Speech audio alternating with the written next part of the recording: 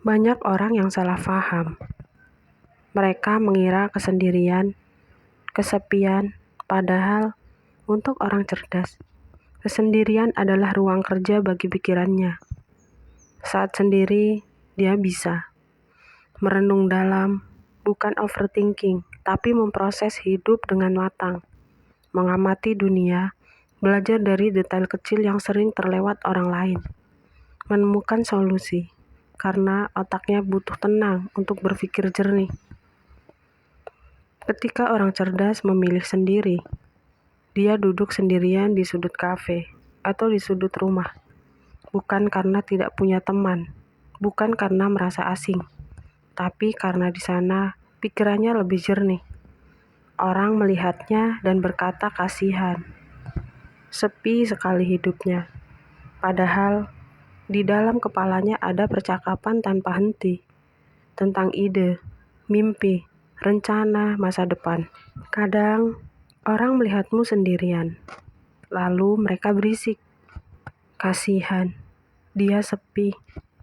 Mereka tidak tahu, di kepalamu ada ribuan ide yang menunggu lahir.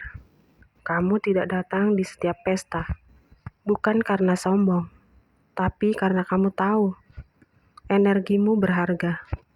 Saat sendiri, kamu berpikir lebih jernih.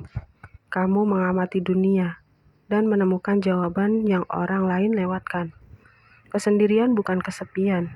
Itu investasi untuk menjaga pikiran tetap tajam, hati tetap tenang, dan tujuan tetap jelas.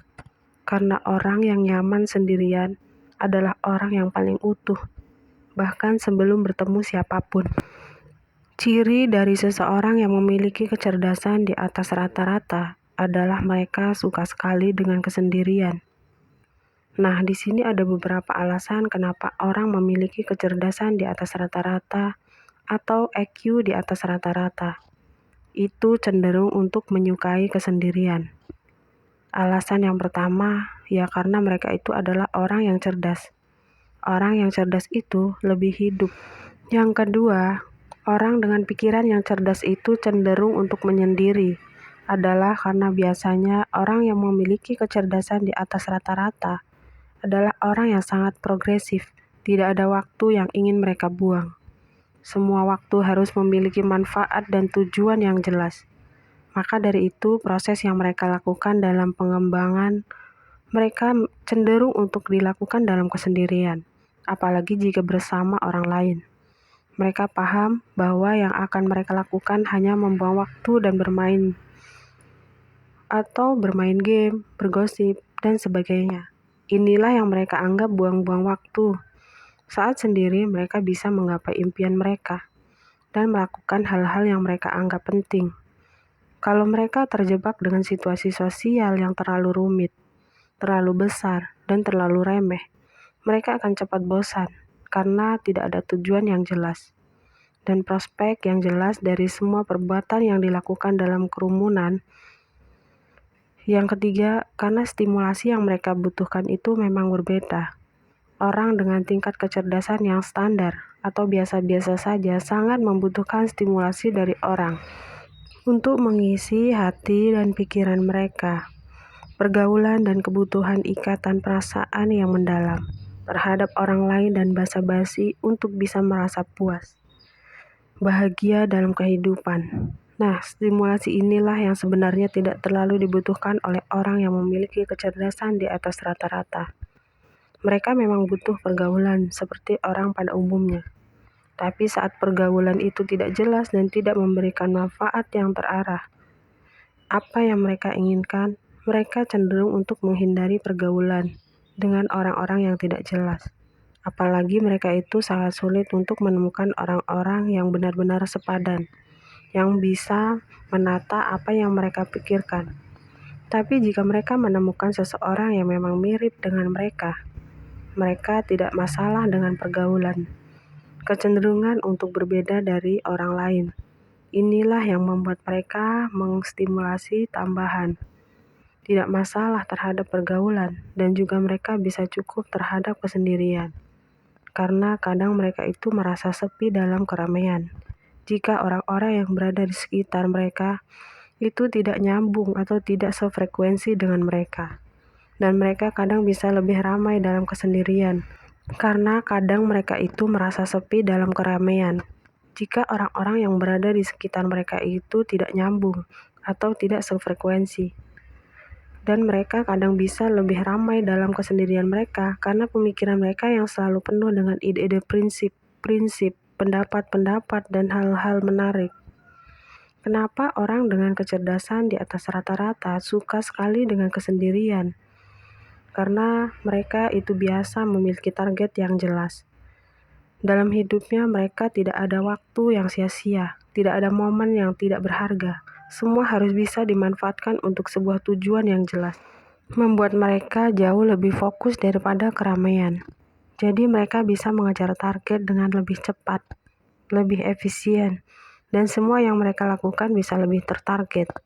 Karena seperti yang dikatakan oleh sebuah kata-kata mutiara, di mana dia mengatakan bahwa jika kamu ingin berjalan cepat, berjalanlah sendiri, dan jika kamu ingin berjalan jauh, berjalanlah bersama-sama. Tentu saja mereka yang memiliki pemikiran yang cerdas, paham akan hal ini, tapi mereka hanya berpikir lebih progresif dan tidak ingin membuang-buang waktu. Makanya mereka cenderung untuk memilih berjalan sendiri dalam kesunyian. Alasan kelima, kenapa orang dengan kecerdasan di atas rata-rata itu suka sekali dengan kesendirian. Mereka biasanya waktu sendiri sering kali skill-skill yang mereka miliki bukan mereka hindari. Pergaulan dengan orang lain hanya saja mereka ingin menghabiskan waktu untuk mengasah kemampuan dan mengembangkan skill-skill yang mereka miliki. Entah itu berbahasa asing, bermain musik, melukis, atau menulis. Jika kamu memiliki seseorang teman yang kamu rasa memiliki kecerdasan di atas rata-rata, lihatlah dia saat sendiri akan melakukan hal-hal yang menurut kamu itu luar biasa dan sedikit unik. Dia mungkin akan belajar tentang musik dan belajar tentang melukis, bahkan menulis. Sesuatu yang menurut kamu cukup berat. Kadang dia bahkan belajar tentang psikologi dan membaca buku. Dan itu semua tidak seperti orang lain pada umumnya. Alasan berikutnya adalah refleksi diri. Refleksi diri ini sebenarnya adalah hal yang sangat penting dalam kehidupan manusia. Karena dengan refleksi diri, kita bisa belajar untuk mengendalikan diri kita dan mengontrol tindakan, perasaan, bahkan pikiran kita. Karena refleksi berarti mempelajari diri sendiri. Nah, walaupun seperti itu, refleksi diri justru seringkali diabaikan oleh orang-orang secara umumnya, tapi tidak dengan orang dengan kecerdasan yang di atas rata-rata. Mungkin kesendirian yang mereka lakukan itu disadari oleh stimulasi yang memang berbeda dari yang orang lain punya, tapi tidak mau membuang-buang waktu untuk hal-hal yang tidak bermanfaat. Orang dengan kecerdasan di atas rata-rata itu suka sekali dengan kesendirian, karena mereka itu lebih memilih untuk meresapi ide-ide mereka pribadi, daripada terjebak dengan opini-opini yang diberikan oleh mayoritas orang. Dengan pemikiran yang lebih maju daripada orang lain tentu saja memiliki prinsip yang lebih kuat, karena mereka terjebak lebih dengan pemikiran mereka, sehingga prinsip itu terbentuk dengan sedikit lebih kokoh daripada orang yang pada umumnya. Nah, disinilah mereka paham bahwa mereka kebanyakan manusia yang mengambil keputusan, membentuk prinsip dan hasil, membuat tindakan dari apa yang orang lain pilihkan untuk mereka bukan karena apa yang mereka pilihkan untuk diri mereka sendiri. Entah itu stigma masyarakat ataupun penghargaan terhadap seseorang teman, bisa membuat seseorang bertindak pada sesuatu dan memiliki prinsip yang ditularkan kepada diri mereka. Nah, inilah yang tidak disukai oleh orang dengan kecerdasan di atas rata-rata. Mereka berpikir bahwa manusia itu harus memiliki prinsipnya sendiri. Mereka itu harus memilih berdasarkan apa yang mereka rasa itu penting untuk diri mereka, bukan karena apa yang orang lain itu pilihkan. Untuk mereka, itulah kenapa mereka tidak suka sekali dengan formalitas dan tidak suka sekali terjebak dengan stigma masyarakat, apalagi terjebak sebuah sistem yang membuat mereka itu tidak tahu harus melakukan apa.